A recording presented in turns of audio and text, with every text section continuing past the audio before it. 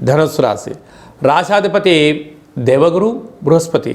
వీరి ఈ యొక్క బృహస్పతి ఈ సంవత్సరం రాజు అవ్వడం వలన ధనుసు రాశి వారికి తిరుగులేనటువంటి జీవితాన్ని పొందబోతున్నారు.